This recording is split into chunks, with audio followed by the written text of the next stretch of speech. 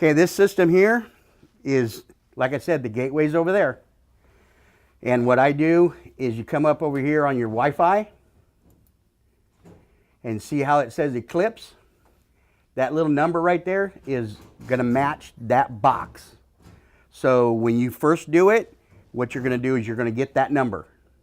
You're gonna pull it up here. I'm already connected, so I don't have to do it. Is you're gonna hit to connect to it.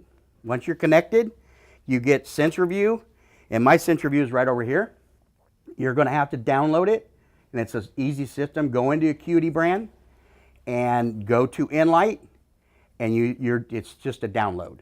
So once you get it downloaded, and download the Encom tool too, because you will need the Encom tool. They have an app for your iPad phone. It's a Bluetooth, and what you have to do is you have to go to a device, plug that little device in, and it'll come up on your Bluetooth, and it's going to be the same thing that you have here.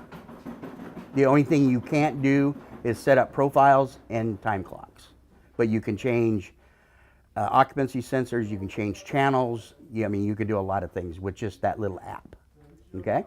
I have SensorView downloaded, so I double click it. You come to Acuity Controls, and it's gonna ask a username, and all the usernames is administrator. Punch on it, and the password is admin, lowercase, but it'll save itself. Push load, come up, it shows you your devices that are online and offline and have problems with. And then you start your programming by hitting device. It's going to show you that Eclipse device right there. That's the ID number that is on that device. The little barcode. That's what that number means. So you know it's your Eclipse. You're going to hit the arrow. There's all your bridges. The ones that don't have little arrows by them, those are called hubs. And we recommend, there's actually 2 or 3 hubs in here, but they're not showing. Once you see that, you know there's no devices plugged into that. That hub is, we recommend only going 4 bridges in a row. So that's why the hub's there. So you have 6 ports to go out to bridges. Building a backbone, they call it. Okay, once I pull it up, I hit the stars on the side. See how it says ports? They didn't follow my recommendation, so they got plugged into ports, and that is room 205, A205. Okay? But these other ports, they're starting to show up because now they're repairing. Before the other day, I didn't have these rooms, so that's why they're not labeled yet. So, but you can come down here. I got them all labeled. And another thing that I do, because if you bring your laptop in and you plug into the system, you're not going to see that port that has a room number because this is downloaded to my computer. But I do a database, and I give you a jump drive. You could plug the jump drive in and you can get this data from my computer. But what I do extra is if something, don't have a jump drive with you, I always take an occupancy sensor and I keep the number of the occupancy sensor and I put on it room number so that it automatically shows up no matter whose computer. So if you pull up those ports, you can look down and you'll see a room number, so you're going to know where it's at. So you don't have to jump drive it if you don't want to. Okay, this room here, that back room is 205. So I can come here, I can push on the port. Okay, it's going to give me the devices in that room that I can turn off and on. Okay, and you've got 3 MPP16Ds, 3 power packs. One's a ER, emergency. So if you go like this, that back room should be on right now. It's on. Now it's off. Off. Yep. Now I'm turning them off. That's what this system does for you. So you can actually shut a room down by this computer. And for troubleshooting guide, they're going to call and say room 294, 264 is not working. Mm-hmm. So you can actually pull it up and it'll be red if there's a problem. Gotcha. Okay? Another good thing about this system is you have a status, and it's all the way to the right. You punch up that status. Okay, now this is a power pack, and it's a dimming power pack. It tells you exactly what that power pack is doing at all times. Right now it's occupied. Dim level is 100%. The state is closed. Unscheduled dim level is 100%. It tells you what scene profiles that are active. Tells you what occupancy sensor it's listening to, channel 1. Photo cells listen to channel 1, and it's on switch channel 1. So is this a room or the bridge? Yes, this is a room. This is a room. And what room is this? This is room 211. I mean 211C. And where do you see that? See right where the port Yep. says room A211C. That's this room. Another good feature you can do on this, now this is what you guys are all going to want to watch or see, is you have default settings. Okay? On default settings tells you what you can set. On an occupancy sensor, there's not very many. Hey guys, Justin. So it says occupancy time delay. Now this is what everybody wants and what you're going to need. Is if you punch on time delay out of the box, it's 10 minutes. That's factory set. So they're all set at 10 minutes. But it say it's too long or too short. You go from 15 seconds to 2 hours. All you do is say if they want it at 5 minutes, you punch 5 minutes, and you say save and apply. Oh, Now it's 5. you told us not to do that. I can do it because Okay. I know I'm going to go back. But what we're going to do, since we're in this room, okay, I'm going to set it at 15 seconds. If no one moves or no one makes a noise, it should go out. I'm going to bring up status. It hears me. Now here's where the microphonics come in, is it's telling me sound detected, okay?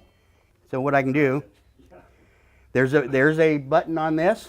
See, it says microphonics. Thought it was Sarge over there. I can go disabled. Okay, now it's disabled, so now it's not going to hear anything.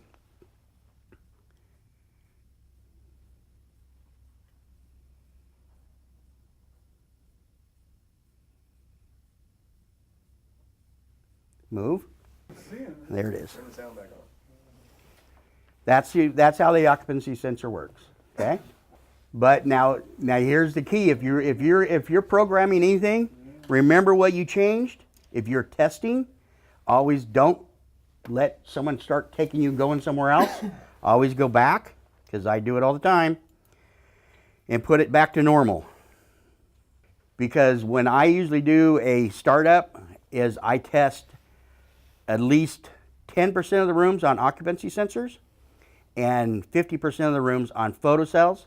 So I put them at 15 seconds and fast so that I can walk into a room, put a flashlight to it, and it dims really fast.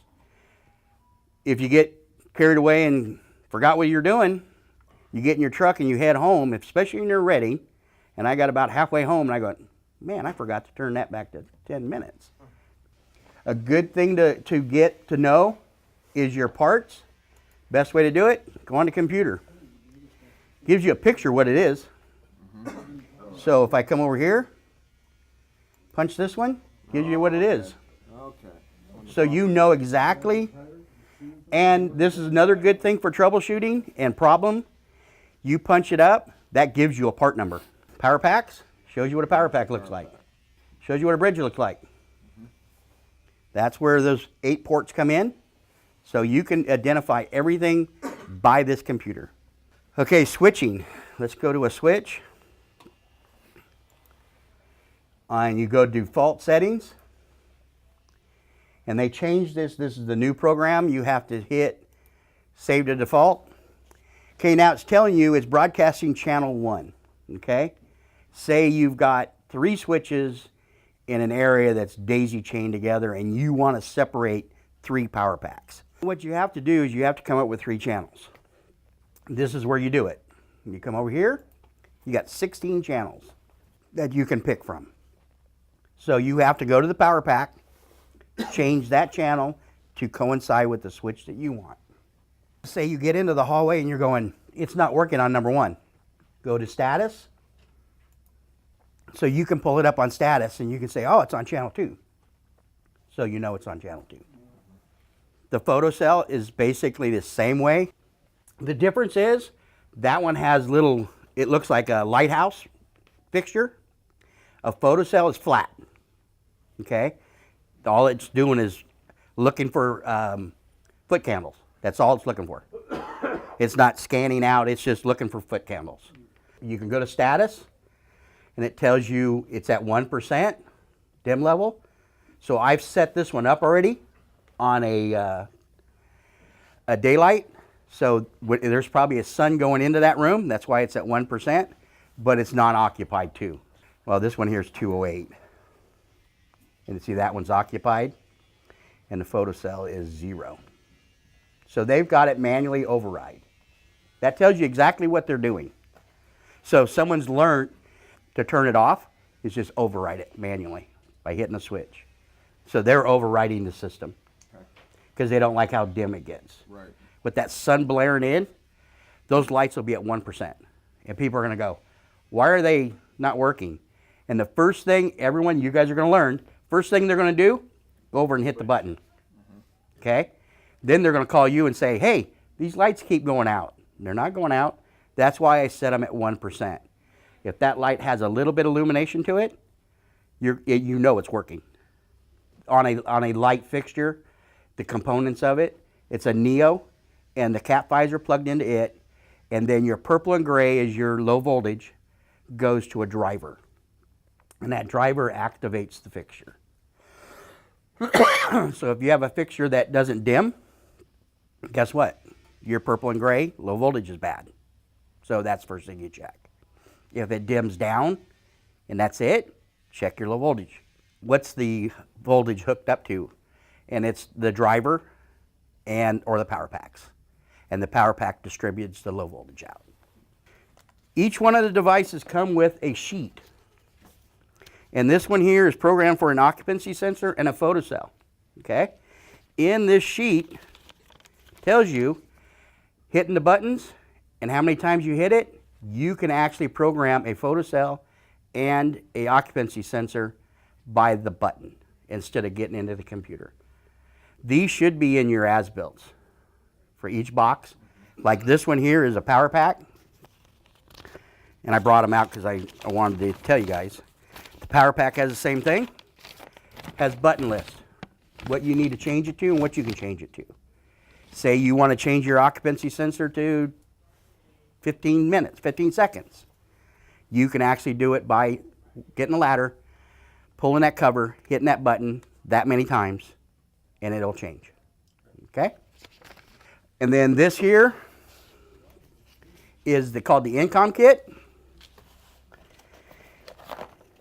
It comes with a 20-foot Cat 5, and the components are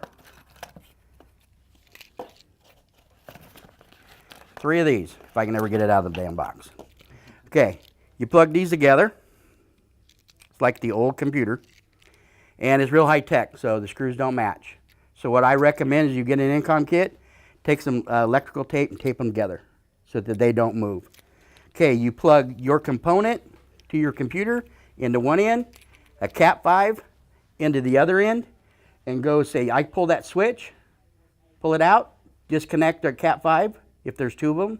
If there's not, plug right in, pull it up here. See where I say commissioning tool, punch there. You're going to say yes. It's going to come up like that. Then you push reset, start, and it's going to go in discovery mode. It's going to discover what room you're in. And then you can see all the devices just in that room only. You don't get to see all the bridges. Right. It's just in that room. I recommend having one on site in case you do get a problem. Does that come with our system? I didn't look at the parts. Usually they throw one in. It'll say commissioning tool. But if you didn't get one, I'll let them know and I'll get you one. All right, guys, we're now at the bridge box, and it's kind of nice. The contractor did put you a bridge box because you know where the bridges are. A lot of them put them down the hallway or down a beam, so you kind of have to search for them. Okay, the bridge box up there has a number on it. It's a barcode. Okay, you go up there, you look at that barcode, you go to your computer or your plans, you know exactly where that bridge is going to. Okay, just by that barcode. Okay, all those blinking lights up there, that's normal, because what it's doing, it's saying, I see you, we're working. The only thing you do not want is a rapid flash and a blink blinks. You do not want rapid flash, because that's telling me it's not communicating. Yeah, so you got one right there, rapid flash. So there's an issue with that bridge. And it's good that he has this big cover, because you do not want people to be access to this. Because if someone's walking up there and go, oh look, it's funny, let's start putting them in different ports.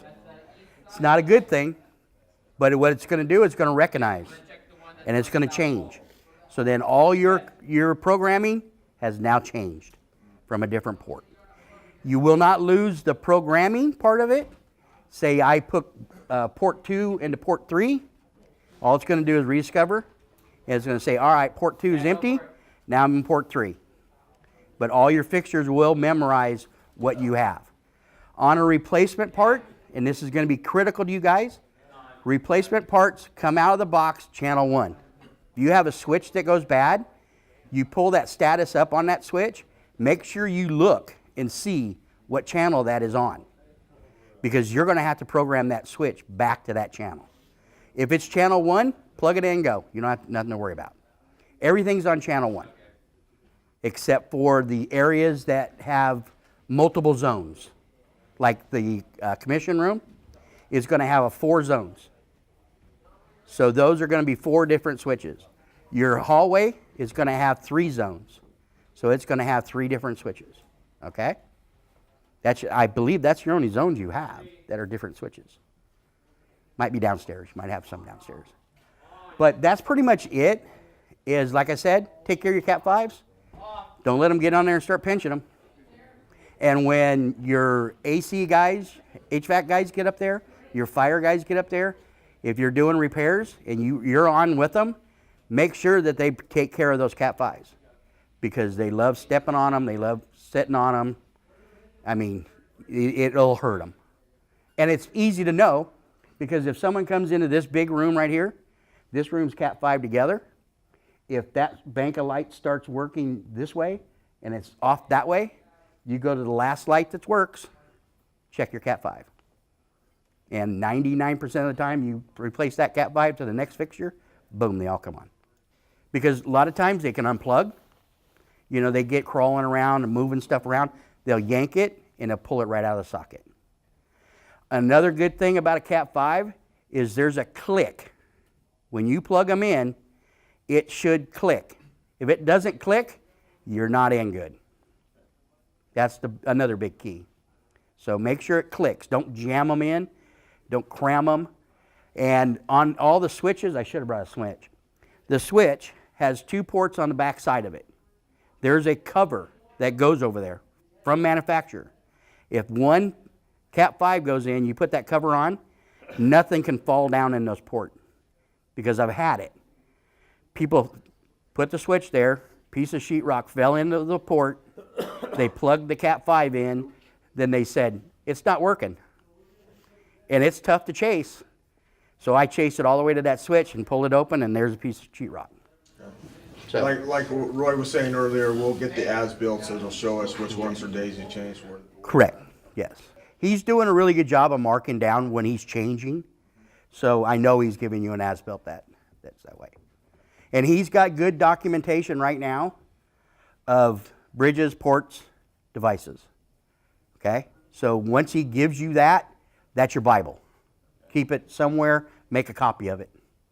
Download it or something. Because if you lose that, it's tough. So, you know, you lose everything. You lose all your devices and everything. Keep that really safe. And like I said, I would have 2 guys do the programming. You know, just train 2 guys, because, you know, one's always off and the other one's always there. So, you know, you can have just one guy doing the programming. All right, that's all I've got, guys. If you got any questions, any concerns, if you get into an issue, use that phone because it's intimidating. You know, it really is. And it could be something real easy to fix. And you're going to go, oh, I stressed out over that.